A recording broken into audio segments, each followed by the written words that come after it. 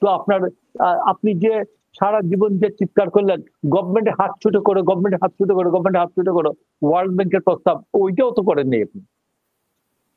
আপনি জানেন যে 44টা শেখ হাসিনার 78টা সচিব ছিল, তার মধ্যে 44টা সচিব এখন আছে, 78 জন সচিবের মধ্যে একজন সচিবের চাকরি গেছে, বলছে তিনি জুলাই যুদ্ধের জুলাইয়ের পক্ষে ছিলেন না, আমাদের ফেরদৌস ভাইদের পক্ষে ছিলেন না, তো তার চাকরি গেল। আর বাকি থাকলো 77টা, 77টার মধ্যে সবগুলি নর্মাল রিটায়ারমেন্ট হয়ে গেছে। এমনকি সাতক্ষীরা ক্র্যাকডাউনে যে বিএনপি জামাত বিএনপি কম জামাত বেঁচেছে, সাতক্ষীরা ক্র্যাকডাউনের নেতৃত্ব যে দিয়েছে ম্যাজিস্ট্রেট হিসাবে, নিজে ম্যাজিস্ট্রেট আর তার ম্যাজিস্ট্রেটদেরকে নিয়ে মানুষের বাড়িঘর ভেঙে দিয়েছে। জানা যায় যে ওইখানে যশোর বর্ডার থেকে বিজেপি কি বলে বিএসএফ নিয়ে আসছিল। তো ওই হারামজাদা নাজমুল আহসান ও এখনো এই নর্মাল রিটায়ারমেন্টে গেছে। কার মিনিস্ট্রি থেকে জানেন? রেজওয়ানার মিনিস্ট্রি থেকে। রিজওয়ানাকে আমরা যখন বলছি বিভিন্ন ইয়েতে যখন গালিগালাজ দিচ্ছি, রেজওয়ানাকে জিজ্ঞেস করছে একজন আমাদের যে আপনি ওরে রাখছেন কেন, বলছে ওকে এখান থেকে সরাইলে আমি রিজাইন করবো। এত প্রেম হাসিনার লোকজনের জন্য, এত প্রেম। তো ডক্টর ইউনূস কি করছেন? What he has done. আমি ঘরের কর্তা, আমার কথা মতো চলবে, আমার মতো চলবে। আমি তো প্রথমেই শেখ হাসিনা 78টা সচিবকে আমি চেক করে দিব পরের দিনই, যে 25 বছর চাকরি হয়েছে, বাড়িতে যাও, বাড়িতে যাও, আর তোমাদের বিরুদ্ধে যার বিরুদ্ধে চুরি ডাকাতির অভিযোগ আছে আমি এদেরকে পরে কল করব, আর এদের পাসপোর্ট গুলো রেখে দিব, পাসপোর্ট গুলো রাখবো, এদের সবগুলোর আইডি কার্ড এনআইডি ব্লক করব, যেন দেশ ত্যাগ করতে না পারে। যারা যারা চুরি ডাকাতির সাথে নাই, খুন খারাপির সাথে নাই, এরা শুধু দেশের বাইরে যেতে পারে, বাকিগুলো যেতে পারবে না। আস্তে আস্তে ধরবো আমি। আসুন, তো এই জন্য আমি আপনাকে বলতেছি যে আপনাকে হাসান আরিফ একবার হাইকোর্টে গেলেন, একবারই উনি উপদেষ্টা হওয়ার পরে একবার হাইকোর্টে গেছিলেন। তো হাইকোর্টে যাওয়ার পরে উনাকে তার সিনিয়র দিয়েছিল, স্যার আপনি এই ছোট বড় মিনিস্ট্রি থেকে ছোট মিনিস্ট্রিতে যাইতে রাজি হইলেন কেন? উনি বলছেন বাবারে আমার কাছে ডিমান্ড হলে 1000 কোটি টাকা, তো আমি তো 1000 কোটি টাকা দিতে পারবো, জোগাড় করে দিতে পারবো না। ডক্টর ইউনূসের অজান্তে হাসান আরিফের জায়গায় এই আসিফ মোহাম্মদ সজীব ভুইয়ার পোস্টিং হয়েছে। আপনি বলেন, আপনারা তো দুইজনই লেফটেন্যান্ট কর্নেল লেভেলে লোক ছিলেন, আপনারা দায়িত্ব দিচ্ছেন না? আপনার ব্যাটালিয়ানে, আপনার ইয়ার লেভেলে, নিচের লেভেলে, বিভিন্ন লেভেলে জায়গা দিচ্ছেন না? যে ছেলেটা ইনএফিশিয়েন্ট আপনি ওকে ওই জায়গায় দিবেন? যার কোনো অভিজ্ঞতা নেই ওকে ওয়ারে ব্যাটলে পাঠাবেন? আপনি ডক্টর ইউনূস, আপনি হেড অফ দ্য গভর্নমেন্ট, আপনি আসিফ মোহাম্মদ সজীব ভুইয়ার মতো একটা ছেলেকে আপনি এলজিআরডি মিনিস্ট্রিতে পাঠান কেন, যে মিনিস্ট্রিটা অন্য 10টা মিনিস্ট্রির সমান? সে আইসেই প্রথম এজাজকে দিচ্ছে এই যে উত্তর সিটি কর্পোরেশনে, জানা যায় 300 কোটি টাকা লেনদেন হচ্ছে, 300 কোটি টাকা চুক্তি হচ্ছে, যে তুমি 300 কোটি টাকা এখান থেকে দিবা। এজাজের অভিজ্ঞতা কি? কোনোদিন চাকরি করেনি এজাজ, কোনোদিন কোনো বড় প্রতিষ্ঠান চালাই নাই। তো এইগুলা কি ডক্টর ইউনূসের জ্ঞাত সারে নলেজের বাইরে হয়েছে? আপনি আসিফ মোহাম্মদ সজীব ভুইয়া তার থানায় 453 কোটি টাকা নিয়েছেন। হাসিম ভাই আপনার থানায় কত কোটি টাকা এডিবি গেছে আপনি খবর নেবেন? আমি আমার বাংলাদেশ সবচেয়ে বড় থানা যেটা বানিয়াচং 15 ইউনিয়নে থানা, ওইখানে খবর নিয়েছি 1,14,00,000 টাকা গিয়েছে। তো আমার থানা থেকে মুরাদনগর তো এমনি অ্যাডভান্স, কুমিল্লার সবগুলো ডেভেলপমেন্ট কাজ অ্যাডভান্স। আপনি 400 গুণ বরাদ্দ দিলেন। শেখ হাসিনা যে ফ্যাসিস্ট হাসিনা তো টুঙ্গিপাড়ায় অন্য থানার থেকে 400 গুণ বেশি বরাদ্দ নেয় নাই। ওইখানে 453 কোটি টাকা একটা থানায় কোথায় করবে ভাই, কোথায় খরচ করবে?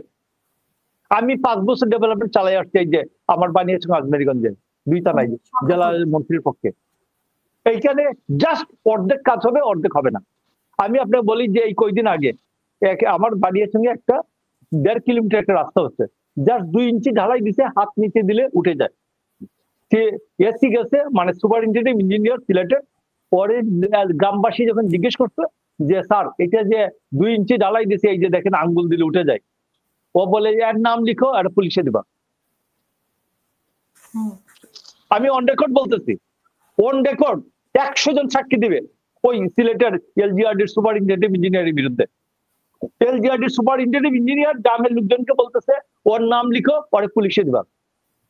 ওইখান থেকে এই এক্সিয়েন পলাইয়ে চলে গেছে, এক্সিয়েন ওই উত্তর দিতে হবে দিকে ওইখান থেকে চলে গেছে, পেছন থেকে চলে গেছে এক্সিয়েন। তো এই যে পরিস্থিতিটা, টাকা ইনকামের যে ব্যবস্থা করছেন, যে এইটা কি, এইটা কিভাবে, এটা ডক্টর ইউনূস দায়ী না? দায় হবে না? ডক্টর ইউনূস কোন দায় নাই? বেগম খালেদা জিয়ার সামনে আমি আপনার, যদি এইটা এই এই এই এই ঘটনাটা যায়, উনি কি ওই সুপারিনটেন্ডেন্ট ইঞ্জিনিয়ারকে রাখতেন এবং ওই এলজিআরডি মিনিস্টারকে রাখতেন? আপনার বিমানের এক মন্ত্রী, উনি $1100 আর $900 ওই যে হজের ফ্লাইটের, পরের দিন ওকে উড্র করছেন, বলছেন মন্ত্রিত্ব নাই। তো এখন আমি নামটা বলছি না এই জন্য যে ভদ্রলোক এখনো বিএনপির পলিটিক্সে আছেন, পদেও আছেন। তো এই জন্য আমি আপনাকে বলছি যে এই যে এইখানে আপনাকে বিএনপি সাহায্য না করলে এই গভর্নমেন্ট 15 মাস থাকতে পারতো না। কারণ আওয়ামী লীগের যে কয়জন মানুষকে ধরে দেওয়া হয়েছে, এই কয়টাই হত্যা মামলার আসামি, এদেরকে বিএনপি ধরে দিতে। জামাত একজনকে ধরে দেয়নি।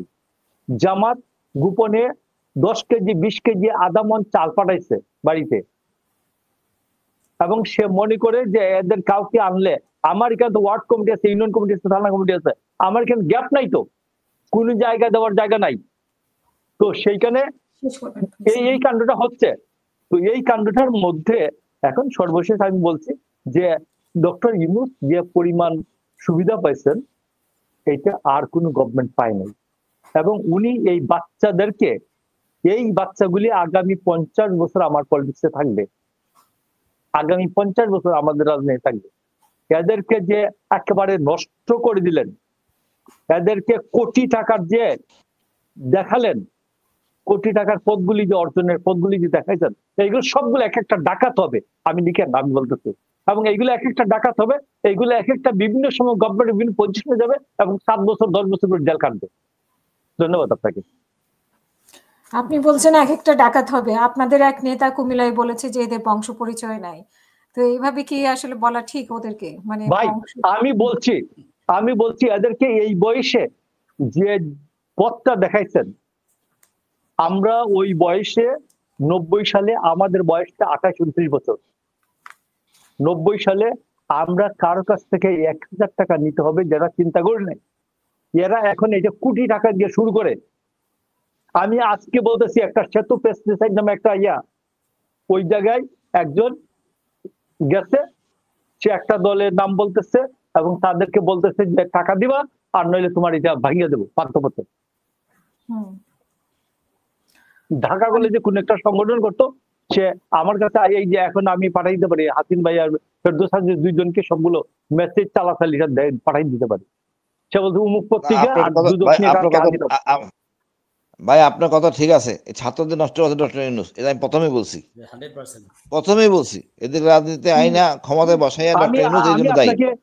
আপনাকে ছোট্ট একটা ঘটনা বলি, শেষ করবেন। বেগম খালেদা জিয়া হয়তো পিএইচডি করেন না, ডক্টরেট করেন নাই, কিন্তু আমি বলছি 1990 সালের 9 বা 10 ডিসেম্বর, 6 ডিসেম্বর এরশাদের পতন হলো, 9 বা 10 তারিখে ব্যারিস্টার মওদুদের বাসার, গুলশানের বাসার ইয়াতে, গুলশানের বাসার এই যে উনার নিচে একটা চেম্বার ছিল ড্রয়িং রুমের পাশে, ওই চেম্বারের চেয়ার টেবিল কিছু ফুলাফান দিয়ে ভেঙে আসছে। আসার পরে এরা ম্যাডামের সাথে দেখা করতে আসছে 27 চেম্বারে, মনে করছে ম্যাডামকে বলে খুব ভাবা নিবে আর কি। তো ম্যাডাম চিৎকার করে বলতেছেন যে এই আমান, উনার কাছে খবরটা চলে আসছে আমান। তো আমি গেছিলাম, দাঁড়ালাম, আমি অফিস চালাই তখন, অফিস সেক্রেটারি। তো উনি বললেন যে আমানকে ডাকে। আমি ডাকছি না। তারপর উনি হাকিম, একজন সুবেদার ছিল, সুবেদার মেজর না কি জানি, হাকিম লতিফ, তাদের ডেকে বলে আমানকে ডাকো। আমি সবগুলো এক্সপেল করে দিব। মওদুদের বাসায় কে গেছে? তো যারা মওদুদ ভাইয়ের বাসায় গিয়ে ভেঙে আসছিল, মওদুদ তখন এই জাতীয় পার্টির নেতা ব্যারিস্টার মওদুদ, তো সবার কাছে মেসেজটা পৌঁছে গেছে যে কারো বাসা ভাঙ্গাভাঙ্গি করা যাবে না। উনি বলছে কে কে গেছে বের করে, আমি সবগুলো এক্সপেল করে দিব। এক ঘটনায় কোনো মব হয় নাই, এক ঘটনায় ছাত্র দলের কেউ কোনো মবে পার্টিসিপেট করে নাই। তো এই জন্য আমি বলছি যে দেশান্তী বেগম খালেদা জিয়ার মা হিসাবে যেটুকুন ম্যানেজমেন্ট ক্যাপাসিটি ছিল, উনি 90 সালে উনার বয়সটা কত? 90 সালে উনার এজ কত? 45 সালে জন্ম হইলে উনার এজ 45, বিলো 45। তো বিলো 45 লেডি উনি যেভাবে কন্ট্রোল করে দিচ্ছে, একটা মেসেজ সিগন্যাল চলে গেছে যে এই ভাঙাভাঙি করা যাবে না। তো ডক্টর ইউনূস বুঝেন না।